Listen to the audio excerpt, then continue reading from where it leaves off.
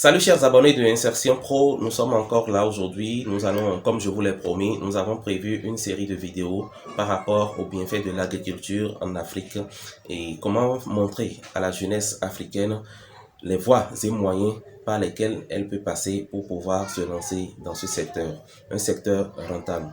Ce matin donc, je vais recevoir une entrepreneur, une dame qui intervient dans un domaine précis, dans le domaine de la transformation agroalimentaire.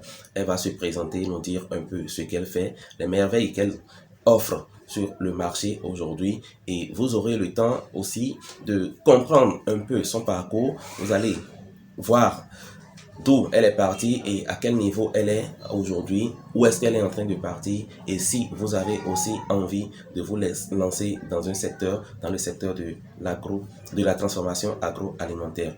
Donc c'est dans un instant.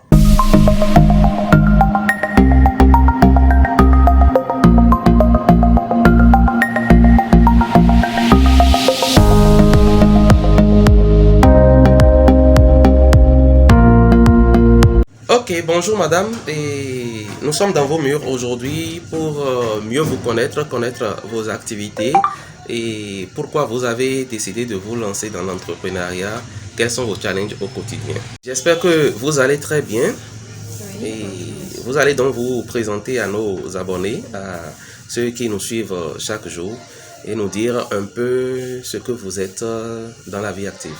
Ok, merci beaucoup, monsieur Atilobé. Moi, c'est Sandrine Segla.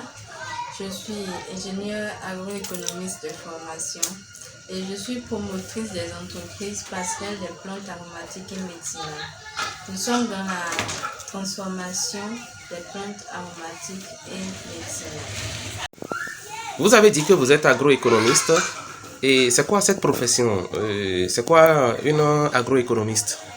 Ok, en fait, être agroéconomiste, c'est simplement être ingénieur agronome de formation spécialisé en économie, sociologie rurale.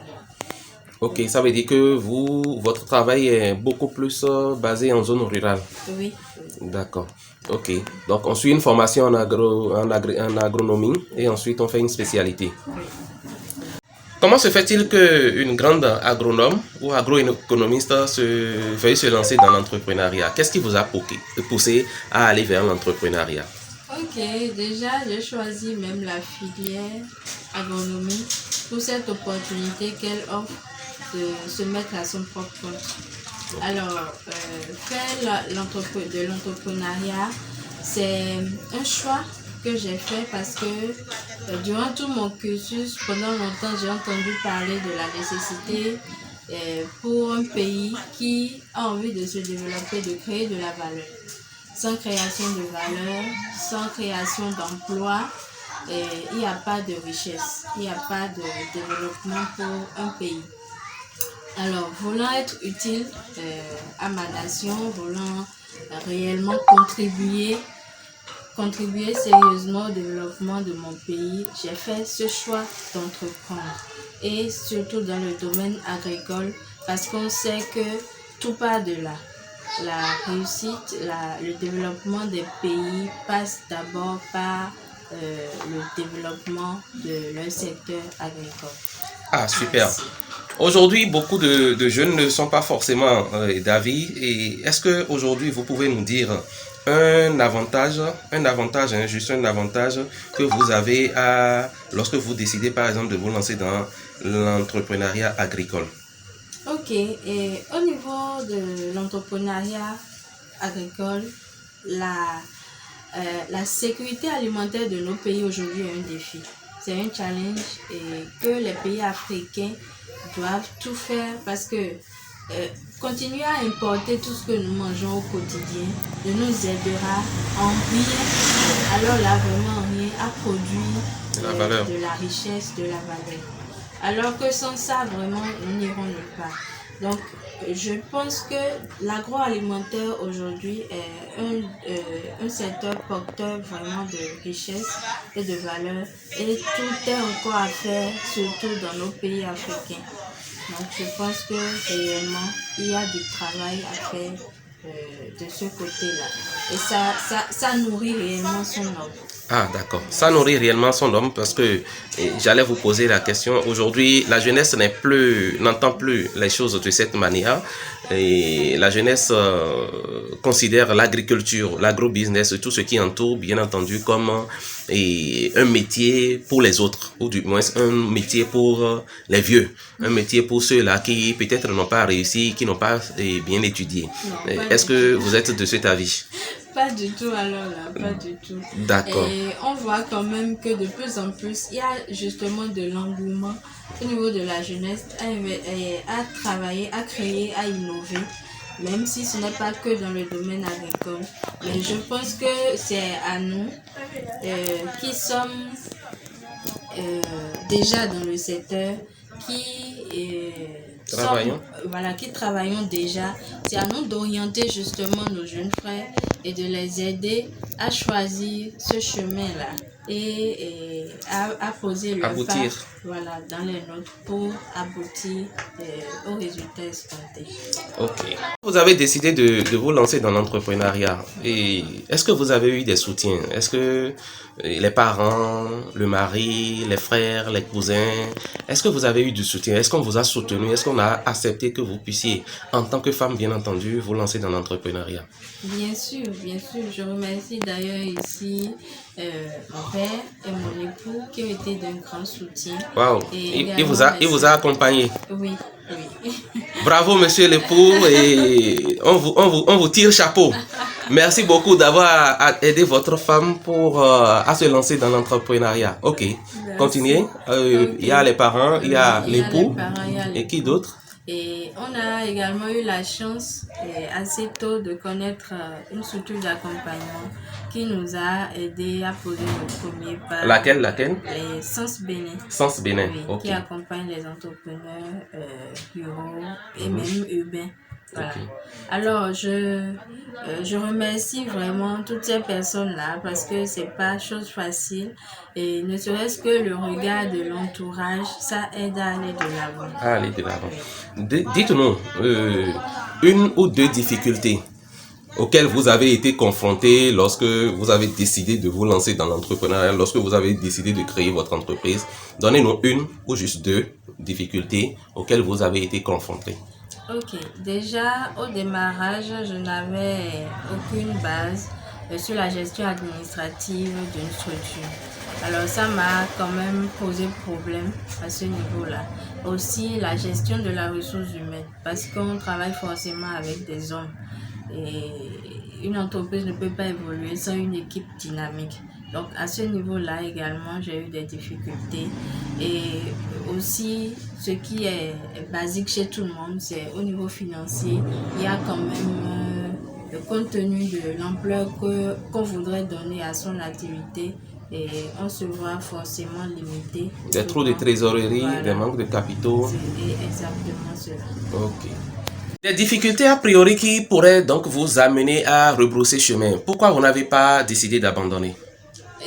Quand on a une vision claire et qu'on sait là où on va, je pense que les difficultés sont des épaules qui nous fortifient.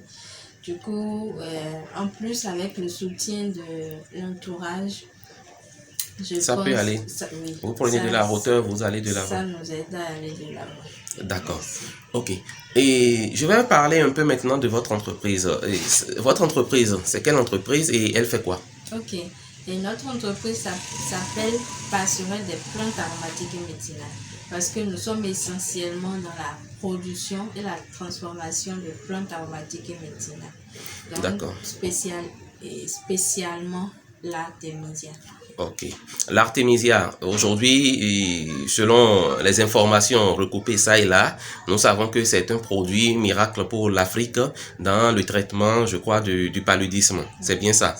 Et aujourd'hui, est-ce que l'artémisia est en train d'être reconnue comme un remède pour pouvoir soulager ou pouvoir guérir les gens du paludisme, qui est quand même un fléau. Moi, j'appelle ça un fléau des Africains. Oui. Effectivement, de plus en plus, il y a de l'engouement autour de l'artémisia parce que plusieurs études cliniques sont réalisées selon les normes de l'OMS et qui ont prouvé que l'artémisia est efficace à plus de 90% contre le paludisme, ce qui n'est même pas le cas pour les autres que nous avons, les autres produits que nous avons. Voilà. Donc, pour l'artémisia, nous connaissons également la posologie qu'il faut utiliser pour un traitement efficace. Donc, avec les essais, beaucoup de personnes ont déjà essayé, ont utilisé et ont trouvé son efficacité. Ce qui fait qu'aujourd'hui, l'artémisia est très bien connue et adoptée par plusieurs ménages. Ah, d'accord. Et aujourd'hui, est-ce que si en dehors du Bénin où vous produisez, vous avez votre site de production, si en dehors du Bénin, par exemple, les gens ont besoin de l'artémisia, et si par exemple un gouvernement africain a besoin de l'artémisia, est-ce que vous avez le background, vous avez la force logistique qu'il faut pour pouvoir satisfaire une forte demande. Ou si par exemple des individus de n'importe quel pays africain ont besoin d'artémisia, est-ce que vous avez la possibilité de satisfaire cette demande? Bien sûr. Aujourd'hui, l'association Maison de l'artémisia du Bénin, c'est plus de 200 producteurs et plus d'une vingtaine de transformateurs. Plus de 200, waouh! Producteurs. Bien sûr. Ok. Aussi, à travers le monde, il y a des maisons de l'artémisia qui sont implantées dans plusieurs pays. Et donc, il ne s'agit plus aujourd'hui d'un produit qui pourrait avoir une rupture ou bien qui ne saurait satisfaire la demande. Aussi forte qu'elle soit. Oui, aussi forte qu'elle soit. Non seulement au plan national, au Bénin, nous pouvons satisfaire, mais aussi dans d'autres pays, on a la possibilité d'acquérir la clientèle et de satisfaire la demande. Ok, c'est un appel alors qu'on peut lancer à toute cette jeunesse-là. Et c'est un secteur alors promoteur, la culture de l'artémisia. Les jeunes qui veulent se lancer dans l'entrepreneuriat agricole, donc peuvent se lancer dans ce secteur pour pouvoir avoir gain de cause, si je comprends bien. Bien sûr, il suffit d'adhérer à une maison de l'artémisia locale, de se faire former, de se faire accompagner et de travailler en étroite collaboration avec les maisons de l'artémisia. D'accord. Merci, madame. Là, je suis en train de voir un trophée Benny Biz sur lequel c'est inscrit meilleure femme entrepreneur. Vous avez apparemment donc été primée en tant que meilleure femme entrepreneur. Dites-nous, c'était à quelle occasion et quels étaient les critères ou du moins quel était le secteur dans lequel vous avez pu décrocher? Ok, merci. En fait, j'ai eu à participer au programme Benny Biz, le programme d'accompagnement du projet Benny Biz. Et j'ai été membre de la deuxième cohorte de ce programme-là. Et à la suite des formations, j'ai été primée meilleure femme entrepreneur de ma cohorte. Et les critères, c'était beaucoup plus l'application de ce que vous avez appris. Exactement. Et aussi l'écoute, la mise en pratique, l'écoute et l'amélioration des chiffres d'affaires au fil des mois qui ont suivi la formation. D'accord, félicitations à vous alors. Ce n'est pas donné à tout le monde et du courage pour la suite. Dites-nous, Benny Biz, c'est quoi? Benny Biz est un accélérateur de croissance des entreprises. Alors, c'est un projet qui accompagne les entrepreneurs qui ont environ un mois d'existence, pardon, un an ah, ok, d'existence et qui les aide à accroître jusqu'à 50% leur chiffre d'affaires à travers des formations, des coachings personnalisés et un tas d'outils qui sont mis à la disposition des concernés, des entreprises. Ok. Produit phare, c'est l'antipalu à base, c'est la tisane bio artémisia et qui lutte efficacement contre le paludisme. Et ensuite, j'ai vu sur votre table ce que vous avez appelé le thé prestige. Oui. Le thé prestige. Et parlez-nous de ce thé-là. C'est quoi le thé et quelles sont ses vertus? Ok. Et le thé prestige est constitué de plusieurs plantes aromatiques et médicinales. C'est un cocktail de plantes aromatiques et médicinales et nous en avons plusieurs gammes. Mais le produit principal, le produit qui fait l'innovation au niveau de ce thé-là, c'est la stevia. La Ok. stevia est une plante sucrante naturelle qui sucre. Donc, du coup, introduire cette plante dans nos thés a permis d'avoir un thé Le goût sucré. qui a le goût sucré, Waouh. sans ajout de sucre ni de miel. Et en plus, ce sucre-là est très diététique, très bon pour tous ceux qui voudraient faire un régime sans sucre. Les diabétiques, les personnes en surpoids qui voudraient faire un régime sans sucre. Voilà. D'accord. Ok, donc vous l'avez appelé thé prestige. Pourquoi? Oui. Et je vois là thé prestige et en grande partie c'est constitué de laurier, thé Oui. de laurier. L'un des Les constituants, ingrédients. des ingrédients majeurs justement, c'est le laurier. Nous avons mis en valeur la stevia et le laurier. Le Ok. laurier pour ses vertus digestives, Ok. voilà, antibactériennes et qui facilite vraiment La la digestion. digestion. D'accord. Donc c'est disponible. Ce thé est disponible. Oui, On déjà, peut vous contacter à tout moment à pour tout pouvoir moment pour l'avoir. l'avoir, Et sans souci. je précise que vous aurez, chers abonnés, vous aurez les liens ou les contacts dans la barre de description de cette vidéo-là. Et est-ce que vous avez un dernier mot? Mon dernier mot, c'est de vous remercier.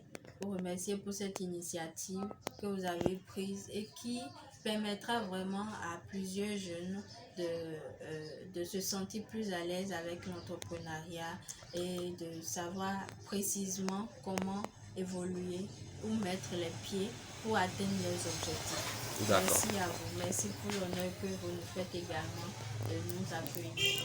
Et du succès à PEPAM, Merci et beaucoup. passerelle des plantes aromatiques et médicinales. Merci.